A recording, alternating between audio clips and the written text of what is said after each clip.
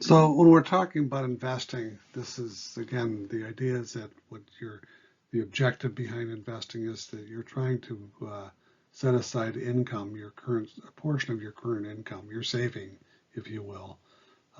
You're trying to set that aside for a later date to provide you with cash flow to support yourself in retirement, right? So anyway, when we're talking about establishing these investment goals, they really should be written very specific and measurable. So to develop those goals, you have to ask yourself, how much money do I actually need to satisfy those investment goals? How long will it take to obtain the money that I need? How much risk am I willing to assume in an investment program? And understanding what that risk is, right? So what possible economic or personal conditions could alter my investment goals?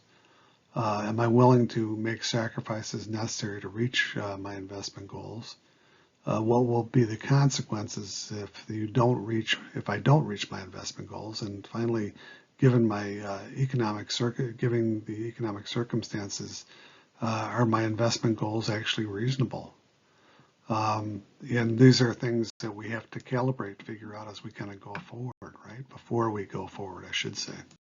So again, the same thing as when we do with our a typical budget where we have to understand where we're at the moment in time.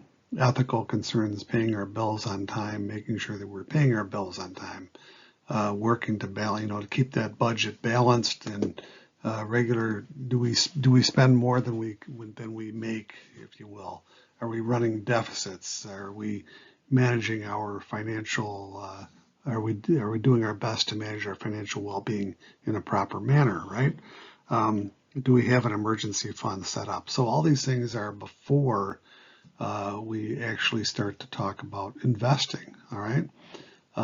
Having access to sources of cash for emergency needs. Cash advance on your credit card. In other words, don't do it if you can get away with it. If you need it, it's there for an emergency, and that's it. A loan. Line of credit, again, is for short-term loans approved before the money is actually needed. Always, again, these are different avenues that we have and things that we're looking at. So economic factors can affect your personal finances. Again, major factors in the economy that are happening, so far as like your security of your job and, so on and so forth, how the economy is actually functioning, et cetera. So how the business cycle affects your personal finances, meaning that, how your spending habits are impacted by if there's a downturn, when you're fearful that you might be losing your job, all the things that can kind of come up and impact your reaching your investment goals, etc. So managing your money regarding the economy, establishing a larger than usual emergency fund if you can, knowing what you owe, having an idea exactly what you owe, reducing your spending accordingly if the economy is in a downturn. Again, notifying credit card companies and lenders if you're unable to make payments. Monitor the value of your investment in retirement accounts. When I say monitor, not looking at these things every day, but keeping track of where you're at and,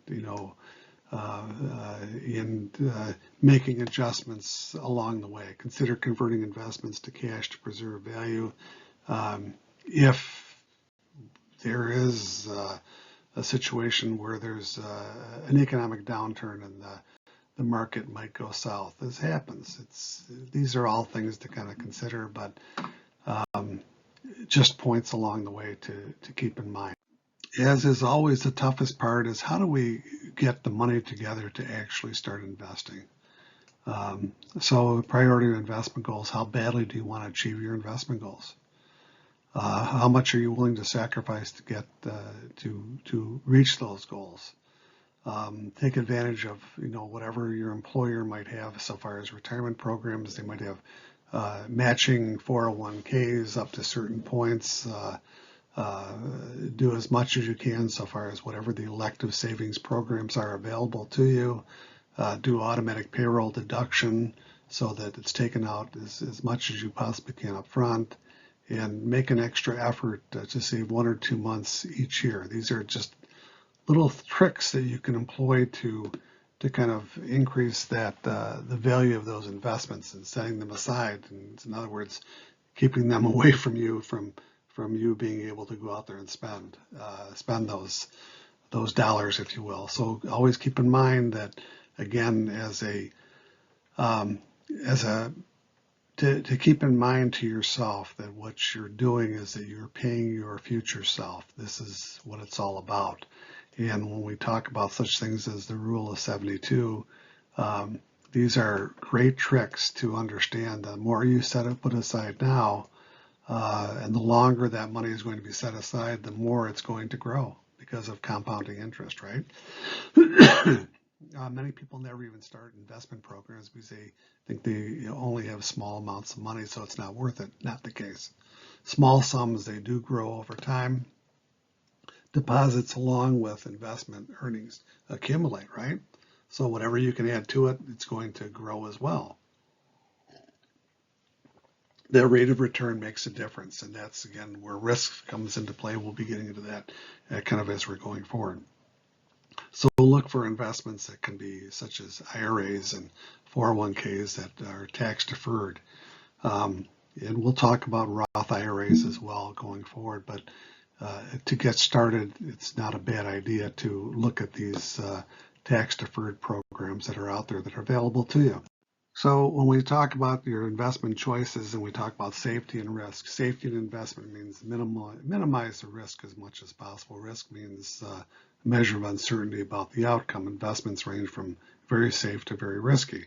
Speculative investment, that's a very, very high risk investment, is might as well go to Vegas or might as well just go and gamble. These are just you're the likelihood that you're throwing your money away is quite high.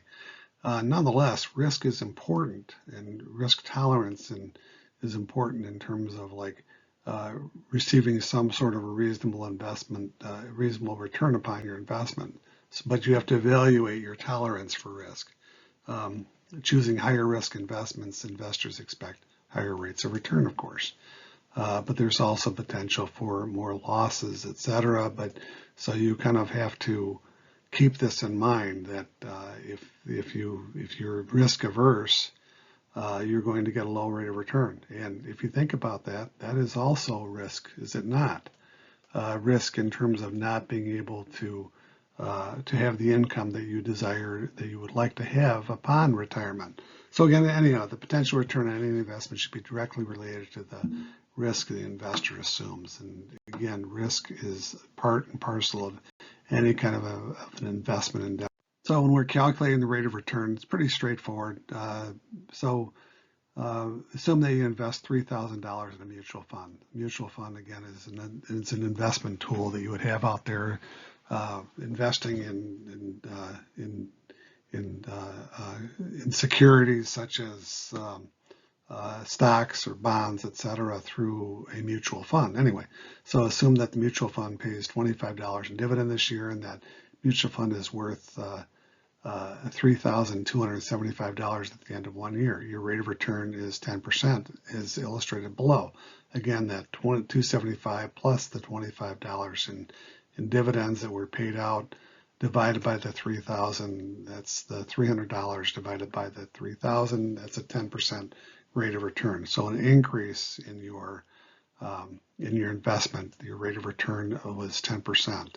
So this is, again, very, very simple, straightforward. It's not as simple typically, but you get the idea. So there are different types of risks that have to be that you would encounter in your investment. So the components of that risk, or the composite risk, if you will, inflation risk and interest rate risk, interest rates rising or falling, the business failure risk, the bad management, and you end up losing value because of the business, the enterprise risk that would be associated with that. Market risk itself, there's systematic and unsystematic risk that you can control, some you can't control, systematic and unsystematic risk, what it's related to. global investment risk. This is that international component, if you will.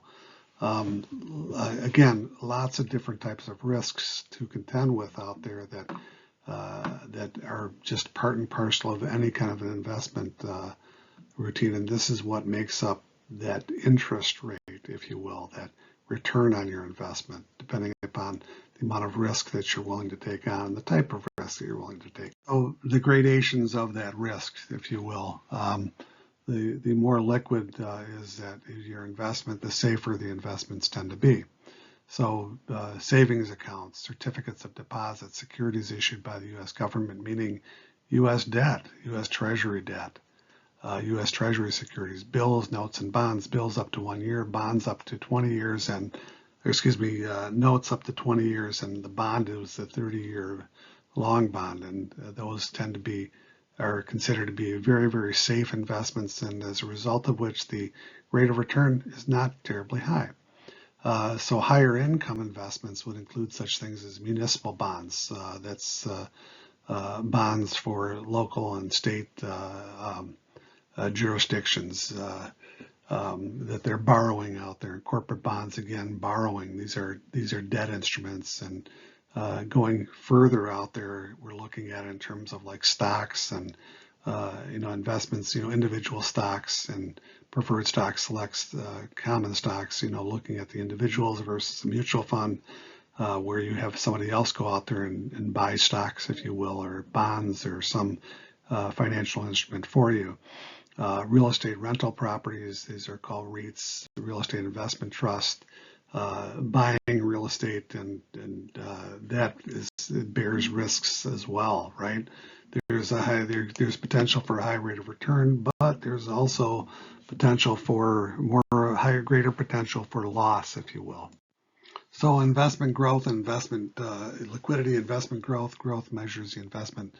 Means investment rather will increase in value over time. Common stocks, again, over time they tend to grow. Tend to increase in value, if you will. Growth companies pay little or no dividends, but reinvest. They plow the money back into the company. So they don't pay out profit sharing, in essence, right? Select mutual funds and real estate offer potential growth as well.